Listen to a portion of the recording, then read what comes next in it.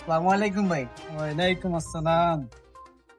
আমরা জানি 2026 সালে বাংলাদেশ জাতীয় সংসদ নির্বাচন। তো আপনি কাকে ভোট দিতে চাচ্ছেন? এখানে সম্ভাবনা অনেকটা দল অংশগ্রহণ করছে। এর থেকে আপনি কাকে ভোট দিতে চাচ্ছেন? আমি মূলত যার দ্বারা দেশে কোনো ক্ষতি হবে না এবং অন্যায় হবে না, যার দ্বারা মানুষ উপকৃত হবে এবং সমাজে কোনো খুন রাহাজানি ধর্ষণ এগুলো থাকবে না, আর এই ধরনের লোকই ভোট দেওয়ার জন্য চিন্তা ভাবনা করছি এবং দেশের অর্থকে পাচার করবে না এই ধরনের। আচ্ছা, আপনার মূল্যবান বক্তব্য দেওয়ার জন্য ধন্যবাদ।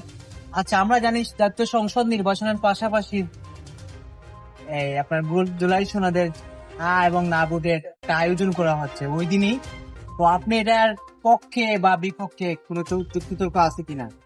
আমি অবশ্যই জুলাই সনদের পক্ষে এবং ভাবনের পক্ষে, কারণ যেহেতু একটা সংস্কারের বিষয়, আমরা চাই যে সংস্কারটা হোক, যাতে দেশের ভবিষ্যৎ আরো উজ্জ্বল হবে। সংস্কার হলে বিভিন্ন কাঠামোর পরিবর্তন হবে, আমরা এটাই চাই।